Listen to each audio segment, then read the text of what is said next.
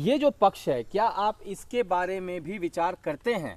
क्या आप ये भी देखते हैं कि इन जीवों के साथ क्या होता है और ये कानूनी है या नहीं है?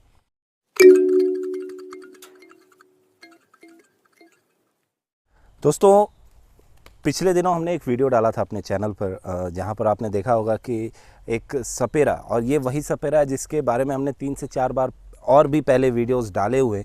हमने कई बार उन्हें समझाया, कई सारी चीज़ें की, लेकिन जब वो बाज नहीं आए तो अंततः हमें डिपार्टमेंट को इतला करनी पड़ी और जो आगे कार्रवाई हुई वो हुई। हालांकि जैसा कभी कभी दिखता है वैसा होता नहीं है। बिल्कुल अक्षय, आपने सही कहा। लोगों को दिख रहा होगा कि उन पे सख्त एक्शन हुआ है, लेकिन उनकी उम्र को देखते हुए और उनकी स्थिति को देखते हुए उन पे कोई सख्त एक्शन नहीं लिया गया। इस बार भी उनको चेतावनी दे के ही छोड़ा गया। लेकिन उनके कब्ज़े में जो जीव था, जो सांप था, वो ज़रूर ले लिया गया। और आज का जो हमारा वीडियो बनाने का मकसद है अक्षय, वो कहीं ना कहीं ये है कि जो कमेंट्स हमको वहाँ से मिले, जो कमेंट्स हमारे उन वीडियो पे आए, उससे हमको एक ख़ास चीज़ पता चली। पता तो खैर पहले से थी, लेकिन कंफर्म हो गई। क्या कंफर्म हुई कि लोगों के मन में, दिलो दिमाग में ये बात कहीं ना कहीं बैठ गई है कि हमने उसके साथ जो किया वो एक धौंस जमाने का हमारा तरीका था एक किसी कमज़ोर इंसान पे, और हमने वहाँ जीव को तो बचा लिया, लेकिन उस गरीब इंसान पे हमने धौंस जमा दी। गरीब कहाँ तक सही लगता है? आगे बढ़ने से पहले मैं एक चीज़ यहाँ स्पष्ट करना चाहूँगा अमित, सभी के लिए।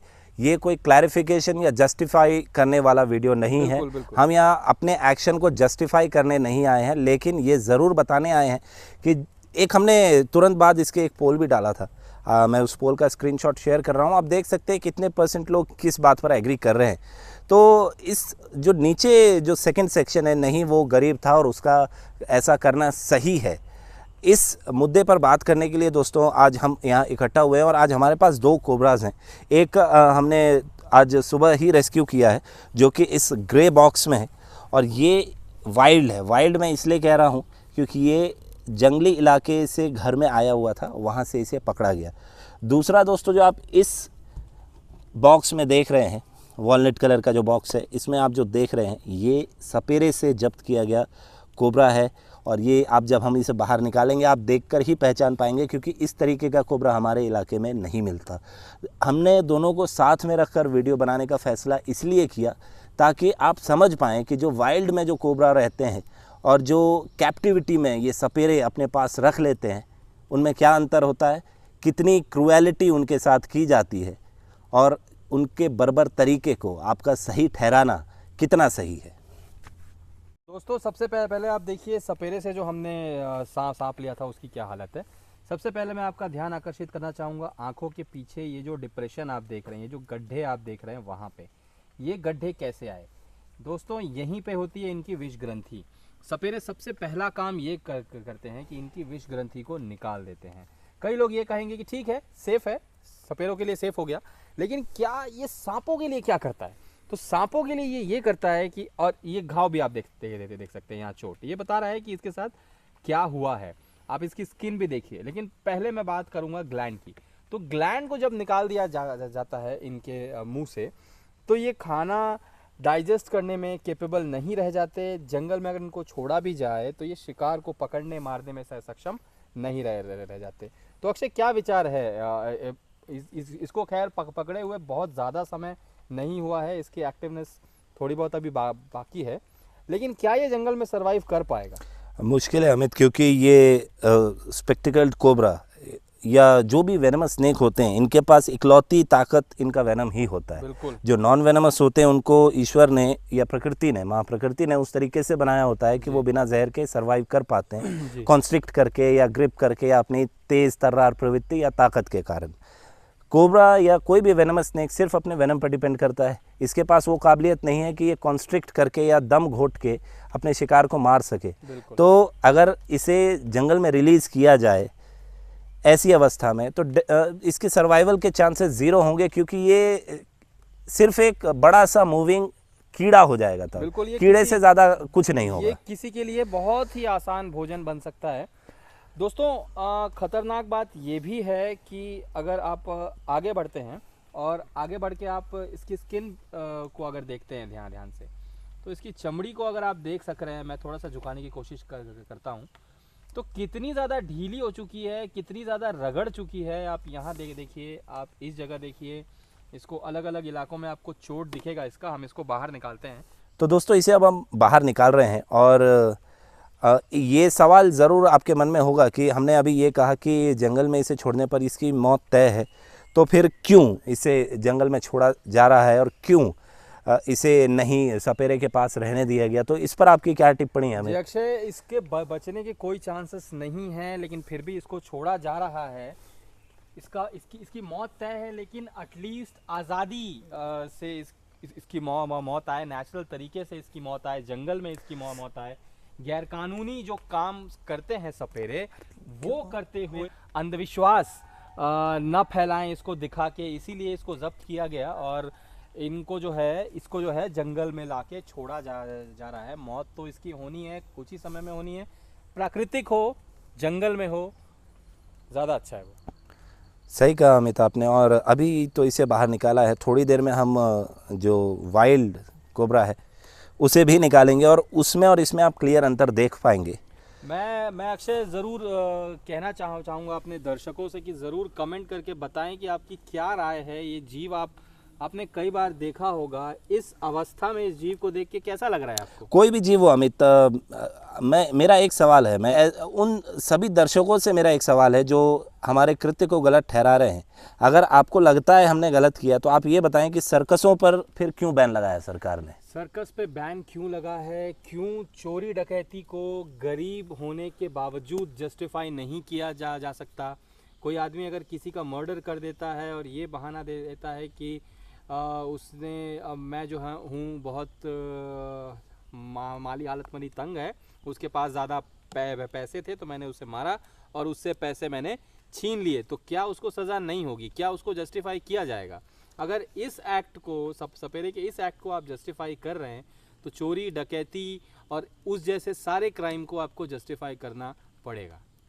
आप देखिए, मैजेस्टिक जीव है ये, लेकिन अब इतनी भी ताकत नहीं बची है कि अपने हुड को ठीक से ये फैला पाए। कितना छोटा ये हुड बना रहा है और सिर्फ इतनी ही ऊंचाई तक ये उठ रहा है, जबकि एक स्पेक्टिकल कोबरा अच्छी खासी ऊंचाई तक उठ जाता है। इसको देख के बहुत बुरा लग रहा है अक्षय, बहुत खराब लग रहा है, दया आ रही है, लेकिन कुछ भी नहीं किया जा। मैं चाहूँगा अमित, जो वाइल्ड है आप उस स्पीशीज को भी बाहर निकालें। मनोज जी साथ में बैठे हुए हैं, तो मैं उनसे रिक्वेस्ट करता हूँ कि डब्बे से वाइल्ड जो कोबरा है, वाइल्ड शब्द मैं इसलिए इस्तेमाल कर रहा हूँ दोस्तों आज, क्योंकि स्पेक्टिकल कोबरा तो दोनों है, ये हमारे एरिया का नहीं है। जनरली ये वेस्ट में पाया जाता है, नॉर्दर्न तरफ भी इस तरीके के ब्लैक कोबराज होते हैं। एरियाज में ये काले कलर के कोबराज जो हैं आपको देखने को मिलते हैं। जहाँ टेम्परेचर एक्सट्रीम होता है वहाँ ये आपको देखने को मिलते हैं, और ये आप देख रहे हैं अभी। तो अमित, ये वाइल्ड कोबरा भी अब बाहर आ चुका है। इसका वेनम ग्लैंड मैं चाहूँगा आप बताएं, और क्या दोनों में अंतर था वो भी बताएं कि इससे पहले जो हमने दिखाया था उसका वेनम ग्लैंड और इसके वेनम ग्लैंड का जो एरिया है उसमें क्या अंतर है। तो आप देखेंगे यहाँ आंखों के पीछे का जो ये एरिया है, कितना फुला फुला दिख रहा है। ये इसका हेड इसके कारण कितना बड़ा दिख रहा है, क्योंकि इसके वेनम ग्लैंड इंटैक्ट हैं, बिल्कुल सही तरीके से प्लेस्ड हैं। वहीं आपने उसका देखा था तो वहाँ पे वेनम ग्लैंड आपको नहीं दिख रहे थे, इसीलिए ये डिप्रेशन आपको दिखेगा, यहाँ पे गड्ढा आपको दिखेगा, क्योंकि वेनम ग्लैंड नहीं है। एक तरफ आप इसको देख रहे हैं, हुड का साइज देखिए, और एक तरफ आप इसको देख रहे हैं जो बेचारा हुड भी ठीक से नहीं फैला पा रहा है। इतना ज़्यादा डर गया है ये, तब इसलिए थोड़ा सा प्रयास कर रहा है ऊपर उठने का, वरना बिल्कुल ताकत इसमें नहीं बची है। और एक तरफ आप इसको देखिए, कितना अलर्ट, कितना तेज़, छोटी सी हरकत पे बाइट करने को तैयार। तो ये अंतर होता है एक कैप्टिविटी में रखे गए कोबरा में और एक बिल्कुल कैप्टिविटी में बुरी तरीके से ट्रीट किए गए कोबरा में। बिल्कुल कैप्टिविटी भी ऐसी वैसी कैप्टिविटी नहीं, सपेरे की कैप्टिविटी। आप हुड देखिए, हुड का साइज देखिए कितना ज़बरदस्त है इसका। सपेरे जो कैप्टिविटी में रखते हैं सांपों को, वो कैप्टिविटी, तो क्या हालत हो जाती है उनकी। तो हमारा सभी दर्शकों से ये अनुरोध है हमारी टीम का कि ठीक है, आपको बुरा लगता होगा कि उस व्यक्ति के साथ क्या हो रहा है, लेकिन ये जो पक्ष है, क्या आप इसके बारे में भी विचार करते हैं? क्या आप ये भी देखते हैं कि इन जीवों के साथ क्या होता है और ये कानूनी है या नहीं है? थोड़ा सा अक्षय मैं इसका स्किन भी दिखाना चाहूँगा। ये जो कैप्टिविटी वाला कोबरा है इस एरिया का, कितना ज़्यादा लूज इस एरिया का स्किन है इसका। डिहाइड्रेशन का बिल्कुल क्लियर यहाँ पे आपको व्यू मिल जाएगा कि सांप कितना ज़्यादा डिहाइड्रेटेड है। इसको कुछ भी खिलाया नहीं गया है, कुछ भी पिलाया नहीं गया है। और एक तरफ ये कोबरा है, स्किन देखिए अक्षय, कहीं भी आपको ढीलापन नहीं दिखेगा। कितना शानदार इसका स्किन है। यही डिफरेंस है, यही हमको दर्शकों को दिखाना था। और ये वाइल्ड कोबरा जो है ये जंगल की तरफ निकल रहा है, इसको बिल्कुल परेशान नहीं किया जाएगा, इसको निकलने देंगे।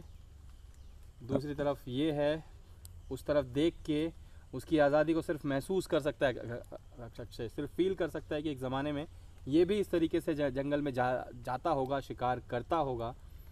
लेकिन अब देखो इसकी क्या हालत हो गई है, और इसके ज़िम्मेदार और कोई नहीं, हम इंसान हैं।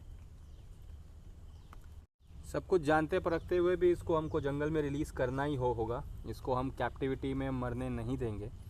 जंगल में रहे, आज़ाद रहे, मौत तो इसकी बहुत जल्द आनी ही है, लेकिन जो हो प्राकृतिक तरीके से हो। क्यों अक्षय, क्या कहना है आपका? बिल्कुल सही अमित। आखिर के कुछ दिन, भले ही ये एक हफ़्ता ही जीवित रहे, लेकिन एक हफ़्ता अपनी हिसाब से रहे। जैसा एक वाइल्ड में एक जीव रहता है उस तरीके से इसे जीने का, उस तरीके से इसे मरने का अधिकार एटलीस्ट दिया जाए, वो ज़रूरी था।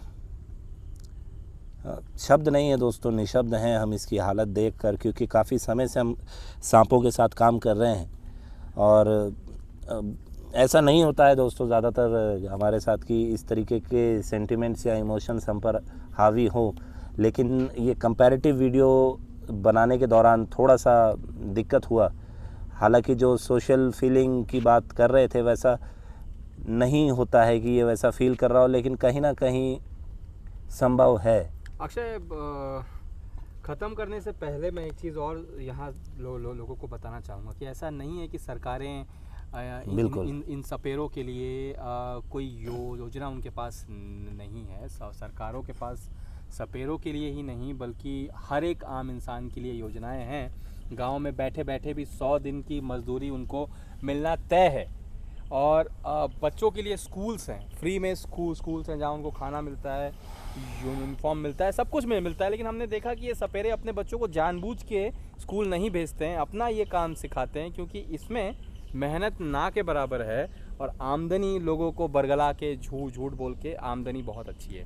क्या हम केवल इसीलिए सपेरों से सांपों को लेते हैं कि सांपों की हालत खराब है?